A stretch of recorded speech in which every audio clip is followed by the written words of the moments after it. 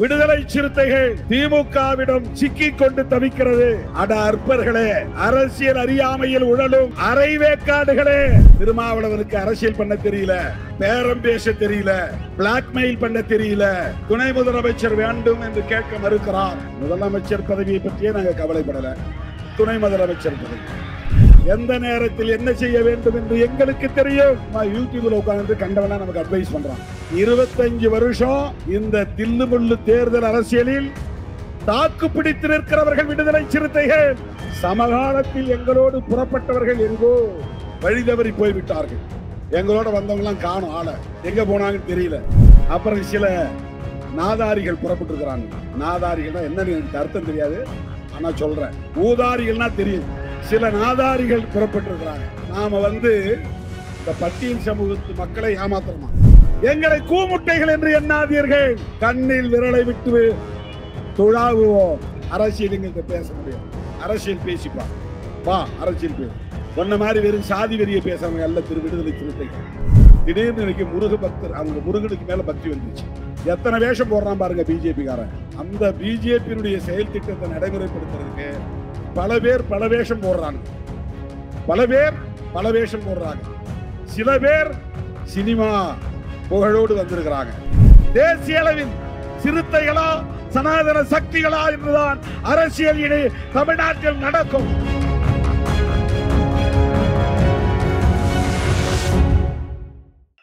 நாம் நடத்தி இருக்கிற இந்த பேரணி, பெருந்திரள் பேரணி,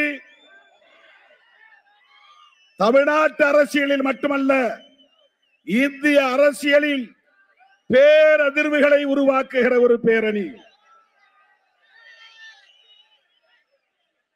தோழர்களை சொன்னதை போல எல்லோரும் தேர்தல் கணக்குகளை பற்றி பேசிக் கொண்டிருக்கிறார்கள். யார் எந்த கூட்டணி, நமக்கு அந்த கவலை இல்லை. எத்தனை இடங்கள் என்று பேசிக் கொண்டிருக்கிறார்கள், நமக்கு அந்த கவலை இல்லை. யார் முதலமைச்சர் என்று பேசிக் கொண்டிருக்கிறார்கள், நமக்கு அந்த கவலை இல்லை. விடுதலை சிறுத்தைகள் திமுகவிடம் சிக்கிக் கொண்டு தவிக்கிறது. அட அற்பர்களே, அரசியல் அறியாமையில் உழலும் அரைவேக்காடுகளே, தமிழ்நாட்டு அரசியலின் திசை வழியை தீர்மானிப்பவர்கள் விடுதலை சிறுத்தைகள். சொல்ல போனால் இந்திய தேசிய அரசியலையும் கூர்மைப்படுத்துகிறவர்கள் விடுதலை சிறுத்தைகள். இன்றைக்கு இந்திய அரசியலையே மதச்சார்பின்மைக்கு எதிரானவர்கள், மதச்சார்பின்மைக்கு ஆதரவானவர்கள் என்று கூர்மைப்படுத்துகிற அரசியலை விடுதலை சிறுத்தைகள் மட்டும்தான் முன்னெடுக்கிறது. இதன் வலிமையை உணராதவர்கள், திருமாவளவனுக்கு அரசியல் பண்ண தெரியல, பேரம் பேச தெரியல, பிளாக்மெயில் பண்ண தெரியல, துணை முதலமைச்சர் வேண்டும் என்று கேட்க மறுக்கிறார். முதலமைச்சர் பதவியை பற்றியே நாங்க கவலைப்படல, துணை முதலமைச்சர் பதவி. எங்கள் தந்தை புரட்சியாளர் அம்பேத்கர் பிரதமரை கைப்பற்றுங்கள் என்றுதான் வழிகாட்டி இருக்கிறார். அதுதான் அதிகாரம் உள்ள பதவி, அதுதான் அரசு, அதுதான் அதிகாரம் உள்ள பதவி. தலித்துகள், பழங்குடி மக்கள், இந்த மண்ணின் பூர்வீக குடிகள் ஆட்சி அதிகாரத்திற்கு வர வேண்டும். இதுதான் புரட்சியாளர் அம்பேத்கர் கண்ட கனவு. பாலு பாலு உட்காருங்க. இதுதான் புரட்சியாளர் அம்பேத்கரின் கனவு. எந்த நேரத்தில் என்ன செய்ய வேண்டும் என்று எங்களுக்கு தெரியும், திருமாவளவனுக்கு தெரியும், விடுதலை சிறுத்தைகளுக்கு தெரியும். சும்மா யூடியூப்ல உட்கார்ந்து கண்டவனா நமக்கு அட்வைஸ் பண்றான். அதை செய்யக்கூடாது, இதை செய்யக்கூடாது, இதுதான் நோக்கம், அதுதான் நோக்கம்.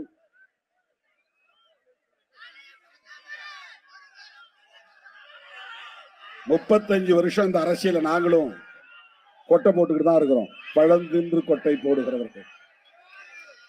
10 ஆண்டு காலம் தேர்தல் அரசியலை வேண்டாம் என்று அரசியல் செய்தவர்கள் நாங்கள். தம்பி இறங்க. 10 ஆண்டு காலம் தேர்தல் புறக்கணிப்பை பேசியவர்கள் நாங்கள். 25 வருஷம் இந்த தில்லுமுள்ளு தேர்தல் அரசியலில் தாக்கு பிடித்து நிற்கிறவர்கள் விடுதலை சிறுத்தைகள். சமகாலத்தில் எங்களோடு புறப்பட்டவர்கள் எங்கோ வழிதவறி போய்விட்டார்கள். எங்களோட வந்தவங்க எல்லாம் காணும் ஆள, எங்க போனாங்கன்னு தெரியல. இன்றைக்கு விடுதலை சிறுத்தைகள் தமிழக அரசியலில் தவிர்க்க முடியாத ஒரு சக்தியாக, அரசியல் சக்தியாக நிமிர்ந்திருக்கிறது. ஆந்திராவிலும் வேர் பிடித்திருக்கிறது. தெலுங்கானாவில் கிளை பரப்பி நிற்கிறது. கேரளாவிலும் கர்நாடகாவிலும் மகாராஷ்டிராவிலும் துளிர்விட்டு நிற்கிறது. விடுதலை சிறுத்தைகள் கட்சி இன்றைக்கு எல்லா வரம்புகளையும் கடந்து வளர்ந்து நிமிர்ந்து நிற்கிறது. எங்களுக்கு யாருடைய அட்வைஸும் தேவையில்லை. இதை செய்ய அதை செய்ய, ஏன் உனக்கு பேச தெரியல. அப்புறம் சில நாதாரிகள் புறப்பட்டு இருக்கிறாங்க. நாதாரிகள்னா என்னன்னு எனக்கு அர்த்தம் தெரியாது, ஆனா சொல்றேன். ஊதாரிகள்னா தெரியும். கம்பெனி இருங்க பாலு. சில நாதாரிகள் புறப்பட்டு இருக்கிறாங்க. நாம இந்த பட்டியல் சமூகத்து மக்களை ஏமாத்துறோமா? இவனெல்லாம் என்ன சொல்றது? இவர்களுக்கு யாரு எப்படி பதில் சொல்றது? இன்றைக்கு தமிழகத்திலே பட்டியல் சமூகத்து மக்கள் தலை நிமிர்ந்து நிற்கிறார்கள் என்று சொன்னால், சமூக தளத்திலும் அரசியல் தளத்திலும் பொருளாதார தளத்திலும் கலாச்சார தளத்திலும் கலை உலகத்திலும் இன்றைக்கு தலை நிமிர்ந்து நிற்கிறார்கள் என்று சொன்னால், விடுதலை சிறுத்தைகளின் எழுச்சிதான் அதற்கு காரணம் என்பதை மறந்துவிடக் கூடாது. தம்பி வேடன் 2 நாளைக்கு முன்னாடி போன்ல பேசினான். அந்த தம்பி, நான் சொன்னேன், அப்பா 35 வருஷமா நான் பேசுற அரசியல நீ 3 நிமிஷத்துல பாட்டுல சொல்லி இருக்கிற, எனக்கு ரொம்ப பிடிச்சிருக்கு அப்படின்னு சொன்னேன். அந்த தம்பி சொன்னான், ஐயா நீங்க எல்லாம் பேசுறதுனாலதான் நாங்கெல்லாம் பாடுறோம். எங்களுக்கு அந்த துணிச்சல். இன்றைக்கு எல்லா துறைகளிலும் காலரை தூக்கி விட்டு கொண்டு ஒடுக்கப்பட்டவர்கள் தலை நிமிர்ந்து நடக்கிறார்கள் என்று சொன்னால், இது போன்ற பரந்த வீதிகளில் வீறு நடை போடுகிறார்கள் என்று சொன்னால், பல்லாயிரக்கணக்கான தோழர்கள் கோட்டு சூட்டோடு இன்றைக்கு மிடுக்கு நடை போட்டு வருகிறார்கள் என்று சொன்னால், அது விடுதலை சிறுத்தைகளின் எழுச்சியின் விளைவு. என்ன தோழர்கள் எல்லாம் கேட்டாங்க, ஏன் நீங்க ஒரு ஆளு கோட்டு சூட்டு போட்டு வந்தா போதாதா, ஏன் எல்லாரையும் போட சொல்றீங்க? என் கண்ணார பார்க்கணும். கட்டிட வேலை செய்கிறவன் கோட்டு சூட்டோடு வர வேண்டும். ஆடு மாடு மேய்க்கிற தம்பிகள் கோட்டு சூட்டு போட்டுக் கொண்டு நடக்க வேண்டும். ஆட்டோ ஓட்டுகிற தம்பி கோட்டு சூட்டு போட்டு நடக்க வேண்டும். அவனுக்கு காக்கி சட்டை தான் கதி என்று எண்ணக்கூடாது. கந்தல் துணிதான் கதி என்று கிடக்க கூடாது. காந்தி துணி இல்லாமலேயே இருந்தார், வெறும் உடம்போடு இருந்தார். அது அவருக்கு மரியாதை. சமகாலத்தில் புகழ்பெற்ற தலைவராக புரட்சியாளர் அம்பேத்கர் அவர்கள் ஒவ்வொரு நாளும் கோட்டு சூட்டோடு தான் வெளியே போவார். அந்த குடும்பம் வறுமையிலே உழன்ற போதும் உடையிலே கவனம் செலுத்தியவர் புரட்சியாளர் அம்பேத்கர். இன்னைக்கு என்னுடைய தம்பிகள் அத்தனை பேரும் என்னோட கோட்டு சூட்டோட நிக்கிறான். Blue shirt, blue pant, white shirt, red tie. அப்படியே அம்பேத்கர் மாதிரி நீ நடக்கணும், அம்பேத்கர் மாதிரி உணரணும். சனாதன சக்திகளே அம்பேத்கர் இறந்து விட்டார் என்று நினைக்காதீர்கள். இதோ அம்பேத்கரின் பிள்ளைகள் இருக்கிறோம். அம்பேத்கரின் கருத்தியல் வாரிசுகள் இருக்கிறோம். எங்களை கூமுட்டைகள் என்று எண்ணாதீர்கள். கண்ணில் விரலை விட்டு துழாவுவோம். அரசியல் எங்கள்கிட்ட பேச முடியாது. அரசியல் பேசிப்பார், வா அரசியல் பேசு. ஒன்ன மாதிரி வெறும் சாதி வெறிய பேசுறவங்க அல்ல திரு விடுதலை சிறுத்தைகள். ஆண்ட பரம்பரை, வீர பரம்பரை என்று சொல்லக்கூடியவர்கள் அல்ல, அறிவு பரம்பரை, ஞான வம்சத்தை சார்ந்தவர்கள். எங்கள் தலைவர் அம்பேத்கர் என்று சொல்லுகிற போது எங்களுக்கு மெய் சிலிர்ப்பு ஏற்படுகிறது. நாடி நரம்புகள் முறுக்கேறுகின்றன, தலை நிமருகிறது, மீசை முறுக்கேறுகிறது. இன்னைக்கு தமிழ்நாட்டில் ஒருத்த டிப்டாப்பா மிடுக்கா டிரஸ் பண்ணிட்டு போறானா அவன் சிறுத்தை. இன்றைக்கு தமிழ்நாட்டில் ஒருவன் நல்ல தமிழ் பெயர் சூட்டி இருக்கிறான் என்றால் அவன் விடுதலை சிறுத்தை. இன்றைக்கு தமிழ்நாட்டிலே தெளிவான கொள்கை அரசியல் ஒருவன் பேசுகிறான் என்றால் கண்ணை மூடிக்கொண்டு சொல்லலாம் அவன் விடுதலை சிறுத்தை.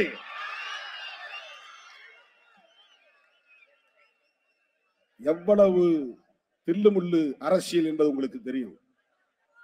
இதே திருச்சியில இந்த பேரணி நடத்துறதுக்கு முதல்ல அனுமதி இல்லைன்னு சொல்லிட்டாங்க. நாம ஆளுங்கட்சி கூட்டணியில தான் இருக்கிறோம். காவல்துறை சொன்னாங்க எங்களுக்கு அனுமதி தர சொல்லி மேலிடத்துல இருந்து எந்த இன்ஸ்ட்ரக்ஷன் வரல, அனுமதி இல்லைன்னாங்க. தமிழ்நாடு முழுக்க இன்னைக்கு காவல்துறை உயர் நீதிமன்றத்தில் வந்த தீர்ப்பு, கொடிக்கம்பங்களெல்லாம் வெளியேற்றணும், இடிக்கணும், அப்புறப்படுத்தணும். மற்ற கட்சி கொடிக்கம்பங்கள்லாம் அப்படியே இருக்கு. போலீஸுக்கும் ஹைவேஸுக்கும் இதுதான் ஒரு வாய்ப்புன்னு உடனே இறங்கிட்டான் களத்துல. சிறுத்தைகள் கொடியெல்லாம் இடிறான்றான்.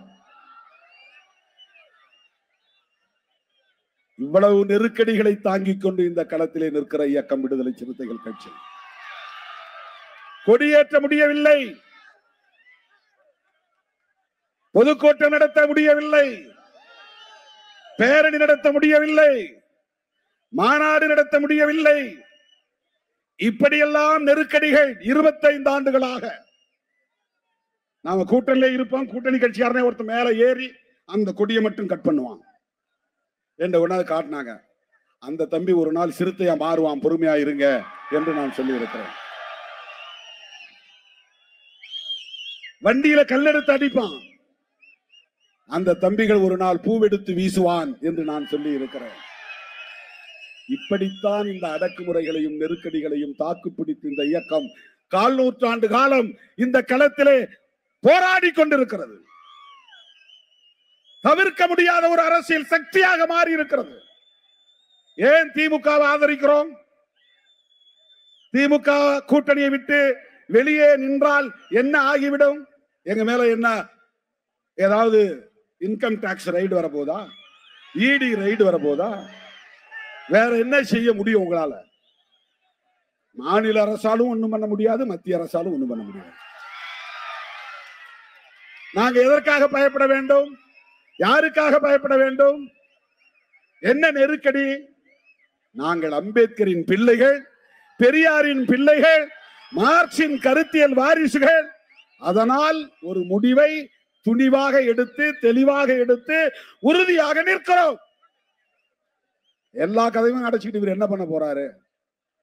எங்களுக்கான காலம் கனியும் வரையில் நாங்கள் காத்திருப்போம். அதுதான் டெம்பரரி, ஒரு தற்காலிகமான விளைச்சலுக்காக நாங்கள் அவசர முடிவுகளை எடுக்கக்கூடியவர்கள் அல்ல. நான் சொல்லுவேன், எங்களை நோக்கி அதிகாரம் வரும், எங்களை நோக்கி நாற்காலிகள் வரும், எங்களை ஒரு ஓரமாக உட்கார் என்று நீ சொன்னால் அதுதான் அந்த மேடையின் மையமாக மாறும். எங்களை இறங்கி போய் ஒரு ஓரத்திலே நில் என்று சொன்னால் நாங்கள் நிற்கிற இடமே அந்த அவையின் மையமாக மாறும். எங்களை ஓரங்கட்ட பார்த்தாலும் ஒதுக்க பார்த்தாலும் நாங்களே மையம் என்பதை நிறுவுவோம். இதுதான் எங்கள் அரசியல். அருமை தோழர்களே, திராவிட முன்னேற்ற கழகத்தோடு நாம் கொண்டிருக்கிற உறவு என்பது கொள்கை உறவு. இடங்களை பற்றி பேச்சுவார்த்தையில் முடிவு செய்து கொள்வோம், அது வேறு. ஆனால் திமுக அரசோடு எங்களுக்கும் இருக்கிற விமர்சனங்களை தாண்டி நாங்கள் தேர்தல் உறவை வைத்துக் கொள்கிறோம் என்று சொன்னால் அது தொலைநோக்கு பார்வையுடன் கூடிய ஒரு கொள்கை முடிவு, அவ்வளவுதான். யார் புரிந்து கொள்கிறார்களோ இல்லையோ, நீங்கள் புரிந்து கொள்ள வேண்டும். என் உயிரின் உயிரான விடுதலை சிறுத்தைகள் புரிந்து கொள்ள வேண்டும். 2002 ஜெயலலிதா அம்மா மதமாற்ற தடை சட்டத்தை கொண்டு வந்த போது அது முஸ்லிம்களுக்கு எதிரானது, கிறிஸ்தவர்களுக்கு எதிரானது, பாதிரியார்களுக்கு எதிரானது, இமாம்களுக்கு எதிரானது என்று எல்லோரும் சொன்ன போது, இல்லை இல்லை, அது எங்களுக்கு எதிரானது, தலித்துகளுக்கு எதிரானது என்று சொன்ன இயக்கம் விடுதலை சிறுத்தைகள் கட்சி. அப்பதான் 2002 தமிழ் பெயர் சூட்டுகிற நடவடிக்கை எடுத்தோம். மதமாற்ற தடை சட்டத்தை கொண்டு வந்த போது அன்றைக்கும் அந்த சனாதன அரசியலை எதிர்ப்பதிலே தீவிரம் காட்டியிருக்கிறோம். அதுல இருந்து இன்னைக்கு நம்ம மாறல. அதே அம்மையார் இன்னொரு சட்டம் கொண்டு வந்தாங்க. ஆடு கோழி பலியிடக்கூடாது. என்னென்ன ஆடு பலியிடுவாங்க, கோழி பலியிடுவாங்க, வேற என்ன பன்றி பலியிடுவாங்க. இதெல்லாம் பலியிடக்கூடாதுன்னு ஒரு சட்டம் கொண்டு வந்தாங்க. உடனே நாம சேலத்துல ஒரு மாநாடு போட்டோம். இந்துத்துவ பண்பாட்டு திணிப்பு மாநாடு, எதிர்ப்பு மாநாடு. அந்த பண்பாட்டை எங்க மேல திணிக்காத. எங்க குலதெய்வத்துக்கு நாங்க சாராயம் வச்சு படைப்போம், அது எங்க கலாச்சாரம்.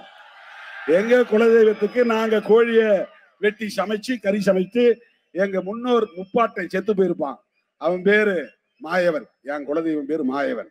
அவன் உண்மையா பிறந்து வளர்ந்து வாழ்ந்தவன், அவன் செத்து போயிட்டான். அவனுக்கு நடுகள் நட்டு படைக்கிறோம். நாங்க மீன் படைப்போம், கருவாடு படைப்போம், பன்றியை வெட்டி பன்றி கறியை சமைச்சு அதை சாப்பிடுவோம், படைச்சு சாப்பிடுவோம். இது எங்க கலாச்சாரம். இதை தடுக்கிறது நீ யார்? இதை தடுத்துட்டு குலதெய்வத்தெல்லாம் வழிபடாத, நீ பெருந்தெய்வத்தை வழிபடு, அப்படியே சனாதனத்துக்குள்ள நுழைஞ்சு பிஜேபிக்கு போய் ஓட்டு போடுன்னு சொல்றியா? திடீர்னு இன்னைக்கு முருக பக்தர், அவங்க முருகனுக்கு மேல பக்தி வந்துருச்சு.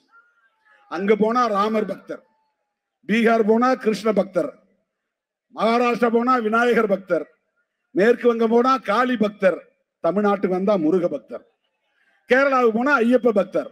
எத்தனை வேஷம் போடுறான் பாருங்க பிஜேபி காரன் மக்களை ஏய்ப்பதற்கு. என்னைக்காவது அடிப்படை உரிமை கேட்டு போராடி இருக்கிறானா? குடிநீர் வசதி கேட்டு போராடி இருக்கிறானா? மனைப்பட்டா கேட்டு போராடி இருக்கிறானா? ஆரம்ப சுகாதார நிலையம் கேட்டு போராடி இருக்கிறானா? பள்ளிக்கூடம் கேட்டு போராடி இருக்கிறானா? கல்லூரி கேட்டு போராடி இருக்கிறானா? இடஒதுக்கீடு கேட்டு போராடி இருக்கிறானா? தனியார் துறைகளில் இடஒதுக்கீடு வேண்டும் என்று சொல்லி இருக்கிறானா? நீட் வேண்டாம் என்று போராடி இருக்கிறானா? ஓபிசி இடஒதுக்கீட்டை உயர்த்த வேண்டும் என்று சொல்லி இருக்கிறானா? மதமாறியவர்களுக்கு இடஒதுக்கீடு வேண்டும் என்று சொல்லி இருக்கிறானா? திடீர்னு முருக பக்தன் என்ன கேட்டான்? முருக பக்தன் என்ன, பழனிக்கு போனா அவனுக்கு அங்க பஞ்சாமிர்தம் கிடைக்கும், வாங்கி சாப்பிட்டு வர போறான், இங்க இருந்து நடந்து போறான். முருக பக்தனுக்கு ஒரு கோரிக்கையுமே இல்லையே, நீ எதுக்கு முருக பக்தன் மாநாடு நடத்துற? இதுதான் சனாதன புத்தி உத்தி அரசியல். இந்த மக்களை மதத்தை சொல்லி மயக்க பார்க்கிறார்கள். தலித்துகளை இந்துக்கள் தானே. இதே பிஜேபி காரன் தலித்துகள் தெருக்கு தேர் வரணும்னு போராடி இருக்கிறானா? மேல் பாதியில கோயிலை திறக்கணும்னு போராடி இருக்கிறானா?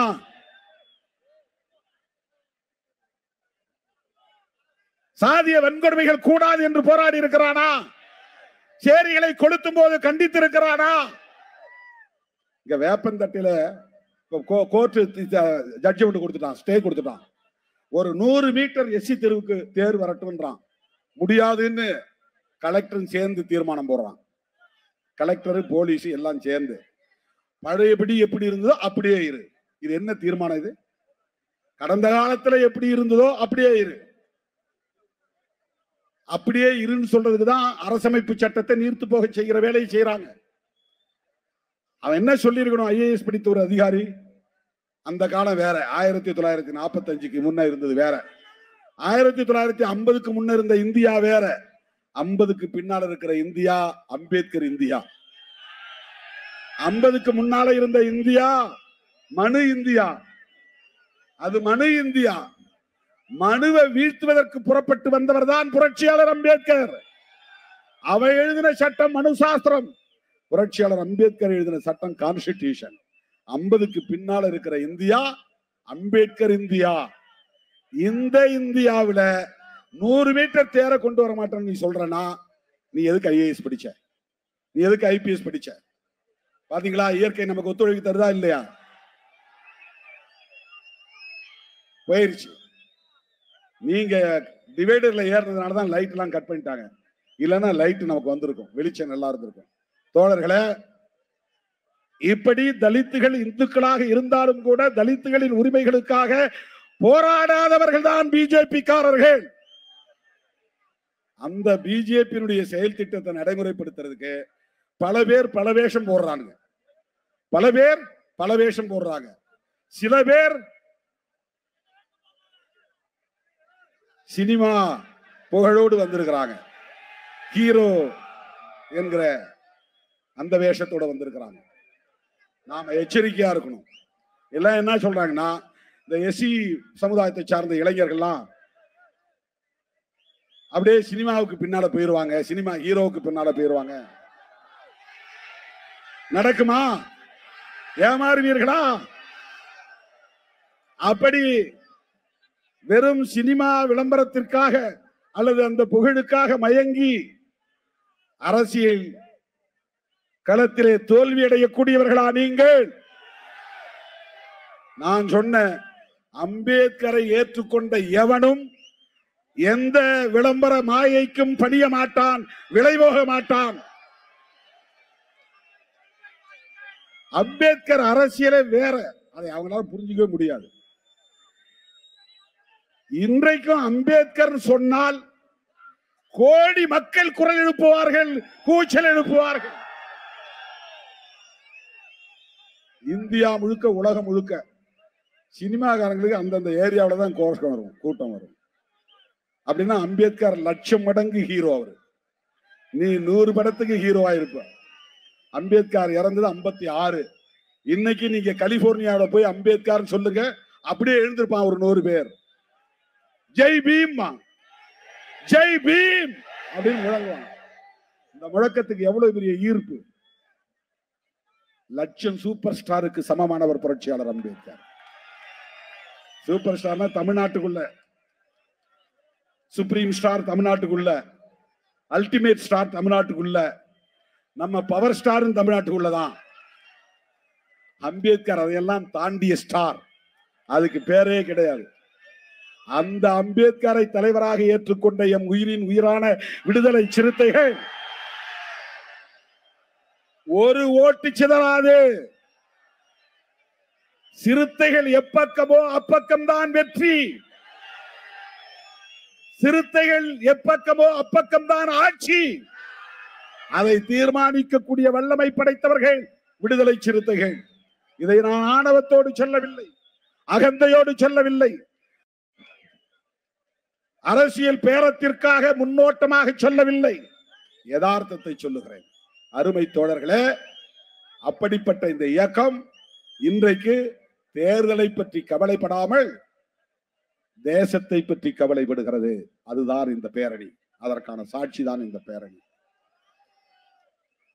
வாங்கன்னு தான் கூப்பிட்ட, எங்கிருந்துதான் இப்படி கிளம்பினீர்களோ இன்னும் வந்து கொண்டே இருக்கிறார்கள். காவல்துறை அங்கங்க மடக்கி வச்சிருக்கிறாங்க வண்டியை. உள்ள விடாதீங்க, உள்ள விடாதீங்க, உள்ள விடாதீங்க. திருச்சியே திணறி போயிரும். அது மீண்டு வருவதற்கு நேரமாகும். இப்ப நம்ம வெளியே போறதுக்கு 2 மணி நேரம் ஆகும். அதான் இப்ப அவங்களுக்கு இருக்க கவலை. பாதுகாப்பா நீங்க திரும்பி இன்னொரு பேரணி நடத்தணும். இப்படியே திரும்பவும் நீங்க மன்னார்புரம் போகணும், இப்படியே நடந்து போகணும். உங்க வண்டி எல்லாம் அங்கதான் வரும், இந்த பாலத்துக்கு கீழே. பஞ்சப்பூர்ல இருந்து வந்து தென் மாவட்டங்கள் வண்டியெல்லாம் இங்க வந்து மன்னார்புரத்துல நிற்கும், நீங்க ஏறி போயிடலாம். அந்த பக்கம் போனீங்கன்னா ஜி கார்னர் வட மாவட்ட வண்டிகள்லாம் வந்துடும். நீங்க திரும்ப இங்க இருந்து ஒரு 2 கிலோமீட்டர் நடக்கணும், மறுபடியும் பேரணி. தோழர்களே, நான் நிறைவுக்கு வருகிறேன். இந்த பேரணி ஒரு செய்தியை சொல்லுகிறது. என்ன செய்தியை சொல்லுகிறது என்றால், எல்லாவற்றையும் விட முதன்மையானது தேசம். 2026 தேர்தல், அதுல பேரம், அதுல சீட்டு, அதுல வெற்றி தோல்வி, அதையெல்லாம் விட, கூட்டணி கணக்குகள் எல்லாவற்றையும் விட தேசம் முதன்மையானது. அந்த தேசத்தை கட்டமைக்க வேண்டும் என்றால், அம்பேத்கர் தேசத்தை கட்டமைக்க வேண்டும் என்றால், அவர் வகுத்தளித்த அரசமைப்பு சட்டத்தை பாதுகாக்க வேண்டும். அரசமைப்பு சட்டத்தை பாதுகாக்க வேண்டுமானால் அதுல உயிர் மூச்சு கோட்பாடு, ஆன்மான்னு ஆங்கிலத்தை வடமொழியில சொல்லுவாங்க. கான்ஸ்டிடியூஷனுடைய ஆன்மா, ஆன்மானா உயிர் மூச்சு. அதுல முக்கியமா 3 இசம் இருக்கு கான்ஸ்டிடியூஷன்ல. 1 செக்யூலரிசம், 2 புளூரலிசம், 3 பெடரலிசம். இதெல்லாம் நீங்க தெரிஞ்சுக்கணும், இதெல்லாம் நீங்க சொல்ல தெரியணும். செக்யூலரிசம், பெடரலிசம், புளூரலிசம், இதை தாண்டி 4 பேசிக் ஃபேக்டர் இருக்கு, 4 அடிப்படை கூறுகள்: நீதி, சுதந்திரம், சமத்துவம், சகோதரத்துவம். இதுதான் அம்பேத்கரிசம், இதுதான் கான்ஸ்டிடியூஷன். இதன் அடிப்படையில் தான் புதிய இந்தியாவை கட்டமைக்க போகிறோம். அப்படி உருவானால் அந்த தேசத்திற்கு பெயர் அம்பேத்கர் தேசம். அதுதான் அம்பேத்கர் கண்ட கனவு, அம்பேத்கர் இந்தியா. அதுதான் அம்பேத்கர் உருவாக்க நினைத்த இந்தியா. அந்த இந்தியாவில சாதி இருக்காது, பாகுபாடு இருக்காது, ஆண் பெண் பேதம் இருக்காது, உயர்வு தாழ்வு என்கிற அகந்தை இருக்காது. உயர்ந்த சாதிதான் நாங்கள் என்று சொல்லுகிற இருமாப்பு இருக்காது. எல்லாம் சகோதரர்களாக நாம் வாழ்வோம்.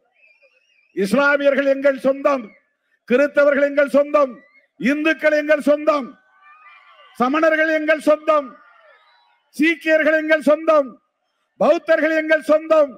யாதும் ஊரே யாவரும் கேளீர்.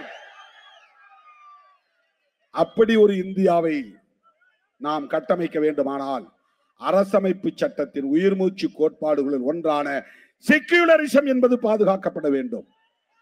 அதைத்தான் செக்யூலரிசம் என்பதை நாம் என்ன சொல்லுகிறோம் என்றால், எந்த மதத்தையும் சார்ந்திருக்க கூடாது என்பது மட்டுமல்ல, எந்த மதத்தையும் எதிர்க்க கூடாது, எந்த மதத்திற்கும் எதிரான பகையை வளர்க்க கூடாது. அதுதான் செக்யூலரிசம். இன்னைக்கு இந்த அரசு என்ன பண்றாங்க தெரியுமா? நீ இந்து மதத்துக்கு ஆதரவா பேசு, முருக பக்தர் மாநாடு நடத்து, ஐயப்பன் மாநாடு நடத்து, அது பிரச்சனை இல்லை. ஆனால் அவன் செய்யக்கூடிய மிக முக்கியமான முரண்பாடான அரசியல் என்னவென்றால், முஸ்லிம்களையும் கிறிஸ்தவர்களையும் இந்த தேசத்தின் அந்நியர்களாக காட்டுகிறார்கள், பகைவர்களாக காட்டுகிறார்கள், எதிரிகளாக நிறுத்துகிறார்கள். எந்த மதத்திற்கு எதிராகவும் செயல்படக்கூடாது. அதுதான் செக்யூலரிசம். தோழர்களே, குடியுரிமை திருத்த சட்டம் முஸ்லிம்களுக்கு எதிரானது. உறுப்பு எண் 370 நீக்கம் முஸ்லிம்களுக்கு எதிரானது. முத்தலாக் திருத்த சட்டம் முஸ்லிம்களுக்கு எதிரானது. வக்ஃப் திருத்த சட்டம் முஸ்லிம்களுக்கு எதிரானது. ஒரு அரசாங்கம் இப்படி எதிராக செயல்படலாமா? அரசுக்கு மதம் இல்லை. இதை மட்டும் சொல்லி நிறைவு செய்ய விரும்புகிறேன். உலகத்தில் தோன்றிய எல்லா மதங்களுக்கும், எல்லா நாடுகளுக்கும் அரச மதம் உண்டு, இல்லை என்று மறுக்கவில்லை, அதை ஏற்றுக்கொள்கிறோம். இந்தியாவுக்கும் அரச மதம் வேண்டும், அதிலே மாற்று கருத்து இல்லை. ஆனால் எந்த மதத்தை அரச மதமாக அறிவிப்பது? இதுதானே விவாதம் நடந்தது. புரட்சியாளர் அம்பேத்கர் அவர்கள், பண்டிட் ஜவஹர்லால் நேரு அவர்கள், காந்தியடிகள், இவர்கள் எல்லாம், சர்தார் வல்லபாய் பட்டேல் போன்ற தலைவர்கள் எல்லாம் நீண்ட நெடிய விவாதத்திற்கு பிறகு ஒப்புக்கொள்ளப்பட்ட ஒரு அரசியல் தான் செக்யூலரிசம். எல்லா நாடுகளிலும் செக்யூலரிசம் உண்டு, மேற்கத்திய நாடுகளிலும் செக்யூலரிசம் உண்டு, ஐரோப்பிய நாடுகள் அனைத்திலும் செக்யூலரிசம் உண்டு, அமெரிக்காவிலும் கூட செக்யூலரிசம் உண்டு. ஆனாலும் அவர்கள் அரச மதம் என்று ஒரு மதத்தை அறிவித்திருக்கிறார்கள். அதனால் அந்த மதத்தால் எந்த பாகுபாடும் இல்லை. மூட நம்பிக்கைகள் இருக்கலாம், பேய் பிசாசு, அடுத்த பிறவி, இந்த பிறவி, போன பிறவி, சடங்கு சம்பிரதாயங்கள், இது இருக்கலாம். ஆனால் இஸ்லாத்தில் சகோதரத்துவம் இருக்கிறது, கிறிஸ்தவத்தில் சகோதரத்துவம் இருக்கிறது, பார்சியில் சகோதரத்துவம் இருக்கிறது, சீக்கியத்தில் சகோதரத்துவம் இருக்கிறது, பௌத்தத்தில் சகோதரத்துவம் இருக்கிறது, சமணத்தில் சகோதரத்துவம் இருக்கிறது. இந்து மதத்தில் சகோதரத்துவம் உண்டா? அண்ணன் தம்பின்னு உறவாட முடியுமா? எவ்வளவு பெரிய பாகுபாடு! இதையே இந்து மதத்தை உயர்த்தி பிடிப்பவர்கள் சுய விமர்சனம் செய்ய தயங்குகிறார்கள். அம்பேத்கர் எதிர்த்தது ஏன்? பெரியார் எதிர்த்தது ஏன்? மகாத்மா பூலே எதிர்த்தது ஏன்? அம்பேத்கர் என்ன முஸ்லிமா? பெரியார் என்ன கிறிஸ்தவரா? இங்கே சில பேர் கண்டுபிடிச்சிருக்கிறாங்க, பெரியார் கன்னடர். என்னையா அரசியல்? கருணாநிதி தெலுங்கர். அப்படின்னா நீ அம்பேத்கர் என்ன சொல்லுவ? அம்பேத்கர் நீ என்ன சொல்லுவ? அம்பேத்கர் யார்? அவர் பேசிய மொழி மராத்தி மொழியாக இருக்கலாம், அவர் கற்ற மொழி இந்தியாக இருக்கலாம், ஆனால் அவர் வாழ்க்கை எங்களுக்கானது, ஒடுக்கப்பட்டவர்களுக்கானது, பாட்டாளிகளுக்கானது, உழைப்பவர்களுக்கானது, சிறுபான்மை மக்களுக்கானது. அவருடைய வாழ்க்கையும் அவருடைய கோட்பாடும், வாழ்க்கையும் கோட்பாடும் முக்கியமா, அவன் பேசிய மொழி முக்கியமா, அவர்கள் பின்பற்றுகிற மதம் முக்கியமா? நீங்க தமிழ் தேசியம் என்கிற பெயரால் திமுக வெறுப்பு அரசியலை மட்டுமல்ல, ஒட்டுமொத்தமாக திராவிட இயக்க அரசியலையே எதிர்த்து வெறுத்து பரப்புவதன் மூலம் சனாதன சக்திகளுக்கு துணை போகிறார்கள். இதையெல்லாம் நாம் புரிந்து கொள்ள வேண்டும், இதையெல்லாம் உணர்ந்து கொள்ள வேண்டும். பெரியாரை கன்னடர் என்று சொன்னால் அம்பேத்கரை மராட்டி என்று சொல்வாயா? எனக்கு பெரியார் வேண்டாம் என்று கூட நான் சொல்லுகிறேன், அம்பேத்கரை வேண்டாம் என்று என்னால் சொல்ல முடியுமா? அம்பேத்கரை வேண்டாம் என்று சொல்லிவிட்டு நான் யாரை தலைவராக ஏற்றுக்கொள்வது? அமித்ஷாவை தலைவராக ஏற்றுக்கொள்வதா? மோடியை தலைவராக ஏற்றுக்கொள்வதா? அண்ணாமலையை தலைவராக ஏற்றுக்கொள்வதா? நயினார் நாகேந்திரனை தலைவராக ஏற்றுக்கொள்வதா? நடிகர்களை தலைவராக ஏற்றுக்கொள்வதா? புரட்சியாளர் அம்பேத்கர் அவர்கள் உலகமெங்கு வாழுகிற ஒட்டுமொத்த உழைக்கும் மக்களின் விடுதலைக்கான தத்துவத்தை தந்த ஒரு மாமனிதர். அவரை எப்படி நாம் மொழி அடிப்படையில் பிரித்து பார்க்க முடியும்? பெரியாரும் அம்பேத்கரும் நண்பர்கள், மகாத்மா பூலேவின் வாரிசுகள். துருவி துருவி போய் பார்த்தால் அவர்கள் அத்தனை பேரும் புத்தரின் வாரிசுகள். அம்பேத்கர் புதிய புத்தராக இந்த மண்ணிலே அவதாரம் எடுத்தார். அப்படிப்பட்ட அந்த மாமனிதரின் கொள்கை வழியிலே நாம் எல்லா வரம்புகளையும் கடந்து தேசிய அளவில் சிறுபான்மை மக்களையும் இதர விளிம்புநிலை மக்களையும் அதிகார வலிமையுள்ளவர்களாக வளர்த்தெடுக்க வேண்டும் என்கிற தொலைநோக்கு பார்வையோடு இந்த இயக்கத்தை வழிநடத்துகிறோம். இது இடையில அப்பப்ப 2 வருஷத்துக்கு ஒரு தடவை தேர்தல் வரும், அதுல 8 10 பிரச்சனை கிடையாது, 10 20 பிரச்சனை கிடையாது. நாம் ஏற்றுக்கொண்ட கொள்கையில் தெளிவாக இருக்கிறோமா இல்லையா, உறுதியாக இருக்கிறோமா இல்லையா, அதுதான் முக்கியம். அம்பேத்கருக்கு துரோகம் இழைக்க கூடாது, அம்பேத்கருடைய கொள்கைக்கு நாம் துரோகம் இழைக்க கூடாது. யார் துரோகம் இழைத்தாலும் சிறுத்தைகள் ஒருபோதும் துரோகம் இழைக்க மாட்டோம். அவருடைய அரசியலை நாம பேசுறோம், அவருடைய அரசியலை நாம பேசுறோம். பிஜேபி மேல தனிப்பட்ட வெறுப்பு நமக்கு கிடையாது, மோடி மேல தனிப்பட்ட வெறுப்பு கிடையாது, கோல்வாக்கர் மேல தனிப்பட்ட வெறுப்பு கிடையாது. அம்பேத்கர் அரசியலை பேசினா ஒன்னு அம்பலப்படுத்த வேண்டியிருக்கு. அம்பேத்கர் அரசியலை பேசினால் பிஜேபியை வேண்டாம் என்று சொல்ல வேண்டியிருக்கிறது. அம்பேத்கர் அரசியலை பேசினால் தமிழ்நாட்டில் இருந்து விரட்டி அடிக்க வேண்டிய தேவை வருகிறது, இந்தியாவில் இருந்தே விரட்டி அடிக்க வேண்டிய தேவை வருகிறது. அதுக்கு நான் காரணம் இல்லை, நான் உள்வாங்கிக் கொண்ட அம்பேத்கர் அரசியல் தான் காரணம். அம்பேத்கர் அரசியல் தான் காரணம். அந்த அரசியலின் அடிப்படையில் தான் தோழர்களே இந்த தேர்தல் கணக்குகள் போடும் சூழலில் நாம் தேசத்தின் நலன்களை முன்னிறுத்துகிறோம். எனவே இந்த மாபெரும் பேரணியின் மூலம் நாம் சொல்லுகிற மெசேஜ், மதம் மக்களுக்கானதே தவிர அரசுக்கானதல்ல. அதனால் செக்யூலரிசம், அம்பேத்கர், நேரு, காந்தி எல்லோரும் சேர்ந்து இந்த அரசுக்கு மதம் வேண்டாம் முடிவு பண்ணாங்க. இந்து மதத்தை அறிவிக்கலாம், அதான் பிஜேபி சொல்றான், ஆர்எஸ்எஸ் சொல்றான், எல்லாரும் சொல்றான். இந்து மதத்துல டிஸ்கிரிமினேஷன் இல்லைன்னு சொல்லுங்க, சகோதரத்துவம் இருக்குன்னு சொல்லுங்க. நாம் எல்லாம் சகோதரர் வந்து நாளைக்கு கட்டி பிடிக்க தயாரா? கட்டி பிடிக்க தயாரான்னு தான் கேட்கிற. இதையே திருச்சி பேசுவாங்க, திருமாவளவன் வேற மாதிரி பேசினாருப்பான். பரப்புவாங்க. அண்ணன் தம்பியாய் கட்டி பிடிக்க உன்னால் முடியுமா? என்னையும் ஒரு சகோதரனாக உன்னால் ஏற்றுக்கொள்ள முடியுமா? இந்து மதத்தில் சகோதரத்துவம் உண்டு, திருமாவளவன் எங்களோடு இணைய வேண்டும் என்று சொல்லுகிற துணிச்சல் உங்களுக்கு உண்டா? பிரச்சனை அதுதான். நோ ஃப்ரெட்டர்னிட்டி, சகோதரத்துவம் இல்லை. அதனால இந்தியாவின் அரச மதமாக இந்து மதத்தை அறிவிக்க முடியாது, முஸ்லீமை அறிவிக்க முடியாது, இஸ்லாத்தை அறிவிக்க முடியாது, அது வெளிநாட்டில் தோன்றிய மதம். கிறிஸ்தவத்தை அறிவிக்க முடியாது, அது வெளிநாட்டில் தோன்றிய மதம். சமணத்தை அறிவிக்க முடியாது, அது சின்ன மதம். பௌத்தத்தை அறிவிக்க முடியாது, அது கண்ணால பார்க்க முடியாத ஒரு மதம். பூத கண்ணாடி வச்சுதான் பார்க்கணும். 50 லட்சம் பேரோ 1 கோடி பேரோ இருக்கிறாங்க 140 கோடி பேர்ல. அது மதம் அழிஞ்சு போச்சு. ஒரு காலத்துல ஓகோன்னு இருந்தது. மதத்தை அறிவிக்க முடியாது. சீக்கியத்தை அறிவிக்க முடியுமா? அறிவிக்க முடியாது, சின்ன மதம். பார்சி மதத்தை அறிவிக்க முடியுமா? அது வெளிநாட்டு மதம். அறிவிச்சா இந்து மதத்தை அறிவிக்க முடியும். இந்து மதத்துல சகோதரத்துவம் இல்லையே, இந்து மதத்துல அண்ணன் தம்பி உறவாடல் இல்லையே. அதனால் தானே அம்பேத்கர் வேண்டாம் என்றார். அதற்குத்தானே காந்தி ஒத்துக்கொண்டார். அதைத்தானே நேரு ஏற்றுக்கொண்டார். அதைத்தானே சர்தார் பட்டேலும் வழிமொழிந்தார். அதனால் தானே இந்த அரசமைப்பு சட்டம், அதனால் தானே நம்முடைய அரசு செக்யூலர் ஸ்டேட். இதை தகர்ப்பதற்காகத்தான் தோழர்களே பிஜேபி முயல்கிறது. என்ன அர்த்தம்? வக்ஃப் திருத்த சட்டம் முஸ்லிம்களுக்கு எதிரானது, கடந்து போக முடியுமா?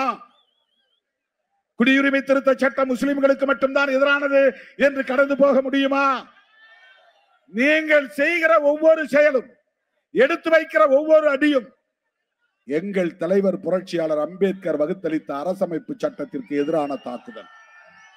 எப்படி பொறுத்துக் கொள்ள முடியும்? ஒருபோதும் அனுமதிக்க மாட்டோம். அரசமைப்பு சட்டத்தின் மீதான தாக்குதலை அம்பலப்படுத்துவோம். அவன் எவ்வளவு டாக்டிக்ஸா தந்திரமா பண்றான் பாருங்க. அம்பேத்கருக்கு ஜெயந்தி கொண்டாடுவான், அம்பேத்கருக்கு சிலை அமைப்பான், அம்பேத்கர் பிறந்தநாள் கொண்டாடுவான், அம்பேத்கரை போற்றி புகழ்வான். ஆனால் அம்பேத்கர் எழுதிய சட்டத்தை குப்பையிலே தூக்கி வீசுவான், காலில் போட்டு மிதிப்பான். இதுதான் சங்க பரிவாரங்களின் நடவடிக்கைகள். என் உயிரின் உயிரான விடுதலை சிறுத்தைகளே,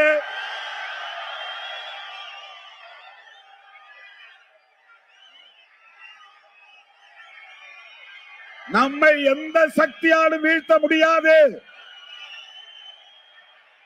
தற்காலிக அரசியல் பயனுக்காக நாம் தவறான முடிவை ஒருபோதும் எடுக்க மாட்டோம். தேர்தல் அரசியலில் கிடைக்கிற தற்காலிக பயன் முக்கியம் இல்லை. இந்த நாடு முக்கியம், தேசம் முக்கியம், அரசமைப்பு சட்டம் முக்கியம். அதற்கான போராளிகளாக இந்த களத்தில் நிற்போம். அதற்கான போர்படை வீரர்களாக இந்த களத்தில் நிற்போம். தேர்தல் வரும் போகும். மறுபடியும் சொல்லுகிறேன், தேசிய அளவில் சிறுத்தைகளா சனாதன சக்திகளா என்றுதான் அரசியல் இனி தமிழ்நாட்டில் நடக்கும். சனாதன சக்திகளா விடுதலை சிறுத்தைகளா என்ற அரசியல் தான் தமிழ்நாட்டில் நடக்கும்.